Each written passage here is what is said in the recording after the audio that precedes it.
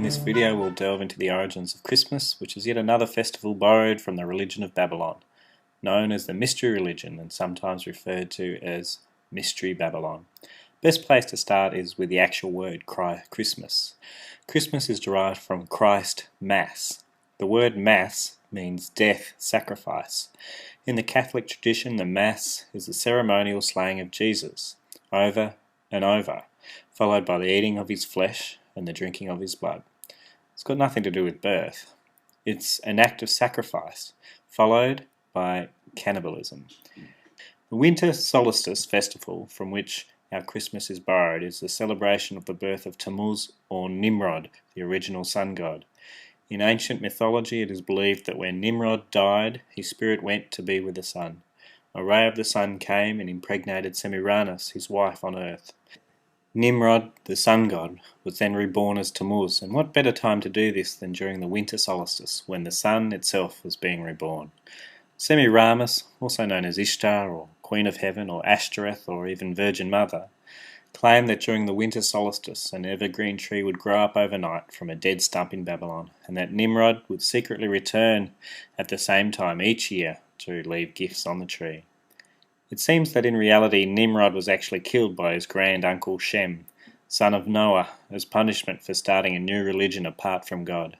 This stopped the new mystery religion in its tracks for a while, until it was reborn, just as Nimrod was reborn as Tammuz, in several ancient cultures by different names and different traditions. It is common knowledge that Jesus was not born on Christmas Day. For example, the ancient Jewish shepherds do not have their sheep out to pasture in the middle of winter, as it is way too cold. In fact, the day was determined in 351 AD when Pope Julius I ruled that December the 25th was the official date of his birth. This was so the pagans of that day wouldn't have to give up their festivals when they became Catholic, or most of their other beliefs for that matter. Here are a few of the pagan celebrations and beliefs that occurred at that same time. The Roman celebration of Saturnalia was held between December the 17th to the 23rd. It was a feast devoted to the dedication of the temple of the god Saturn. It was very popular and was marked by tomfoolery and reversal of social roles in which slaves and masters switched places. This eventually led to our tradition of wearing crowns during Christmas dinner. The celebrations included a school holiday and giving and making of small presents. It was known as a time to eat, drink and be merry. The customary greeting for the occasion was Yo Saturnalia, this being a Latin word derived from ho, or praise. Somebody would masquerade as a king dressed in red robes, symbolic of Saturn. Various types of evergreens were used as decoration for public places. Children were given clay dolls which represented human sacrifices which had been made to Saturn in the past. The Roman celebration of the birthday of Sol Invictus was held on December the 25th. It was instituted after Saturnalia in 274 AD by the Roman Emperor Aurelian, and a lot of the customs of Saturnalia were transferred to this day. December the 25th was the first day after the winter solstice, with the first detectable lengthening of daylight hours. Thus the sun was believed to be reborn. Jacob Bar Salibi, writing in the 12th century, noted that pagans worshipped the rebirth of the sun, in which they kindled lights in token of festivity, and Christians took part in these festivities. Accordingly, the leaders of the church perceived that Christians had a leaning to this festival and solemnized that day as the date of Jesus' birth. We're now going to examine a few of our Christmas traditions and sayings and tie them in with a hodgepodge of pagan beliefs and practices. The Christmas tree itself is an evergreen tree. As an evergreen, it represents life during the middle of winter. While we have mentioned its position in relation to Nimrod, the tree was extensively used in later traditions. In some, it was loaded with gifts and set on fire to appease the gods. The Druids tied apples to the branches to thank the god Odin, chief god in Germanic traditions, and also hung lighted candles from them to honour the sun god. Fire, bonfires, lightning, burning logs, candles, and the worship of the sun god go hand in hand in ancient traditions. As mentioned, fire was used in human sacrifices to pagan gods, and thus was probably the precedent to these traditions. Thus, Christmas balls are representative of the sun, and thus the sun god, and Christmas lights are representative of the candles used in the past to worship gods or keep evil at bay. It is also the basis for lighting candles on Christmas Eve. It is believed that Saint Boniface in the 8th century found that tree worship was so widespread that he told his newly converted to cut them down and put them in their houses as a symbol of their new belief in Christ. There is also a probable reference in the King James Bible referring to the worship of trees. In Jeremiah 10 verse 1 it says, "Do not learn the way of the Gentiles. Don't be dismayed at the signs of heaven, for the Gentiles are dismayed at them. Their customs of the peoples are futile. For one cuts a tree from the forest, the work of the hands of the workmen, with the axe. They decorate it with silver and gold. They fasten it with nails and hammers, so that it will not topple. They are upright like a palm tree, and they cannot speak." Note that the palm tree was used in equivalent Egyptian traditions. The wreath itself is an offshoot of the tree and represents the never-dying sun and its orbit.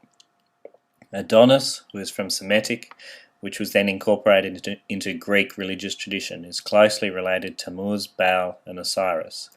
He is an annually renewed, ever-youthful vegetation god, a life-death rebirth deity, who is brought back to life by a serpent. Thus the symbolism of a snake-encircled tree from which emerged an evergreen tree. Attis, a Phrygian god, was worshipped with a pine tree decked out in gold and silver. Yuletide, from Northern Europe, represents the 12 days of Christmas, which runs from the 25th to the 6th of January, also known as the Epiphany in Catholic tradition. The 6th of January is when Armenians celebrate Christmas. It is rooted in the celebration of the birth of Aeon, the god of eternity, at his annual celebration on the 6th of January. The declaration was made on that day. On this day and this hour the Virgin has given birth to Aeon. How well did that pagan tradition fit into the birth of Jesus Christ, and how easy was it for the Catholic Church to Christianize such pagan practices? To this day the Eastern Church still hold to the 6th of January as the birth of Jesus Christ. Throughout these 12 days a giant candle or Yule log was burned. Its primary role was to bring prosperity and to ward off danger. An exposé on Christmas wouldn't be complete without Santa Claus. While tradition ties him to St. Nicholas, his real origins come from elsewhere. The modern image of Santa Claus is courtesy of Coca-Cola, who used the image in an advertising campaign in 1931. His red and white suit is derived from the colours of Coca-Cola. The traditions that surround him are a mix-match of different religious traditions.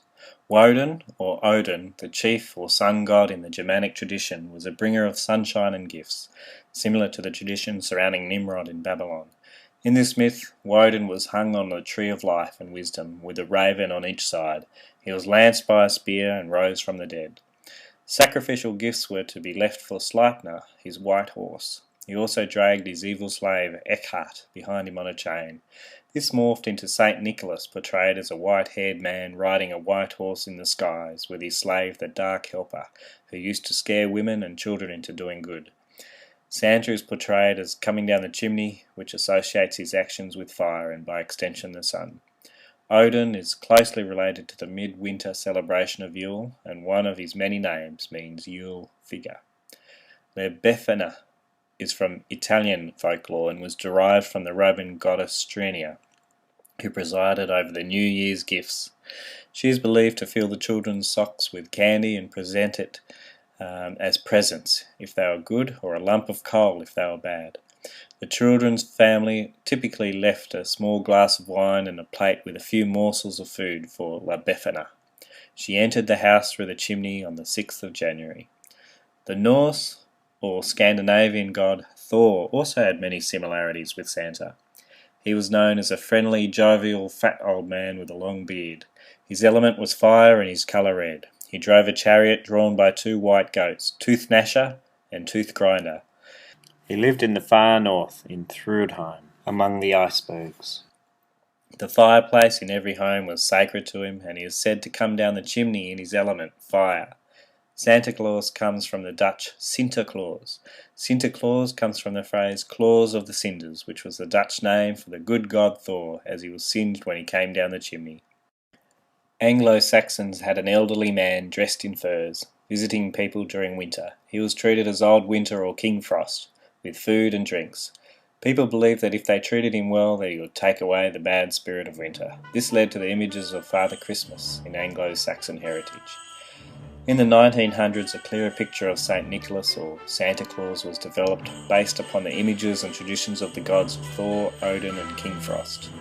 These gods are again based on older traditions until one finds a trail leading back to Nimrod, the original sun god who was said to reappear in the winter solstice bearing gifts. The religion of Babylon, or Mystery Babylon, once again is found to be the source of many of our Christian traditions. So what are we to do? Do we celebrate the fact that a pagan tradition has been Christianised, thus allowing many people to recognise that the baby Jesus is ingrained into our culture? Or do we mourn the compromise of Christianity with paganism and lament the connection between Jesus, paganism and consumerism? I'll leave that up to you to decide.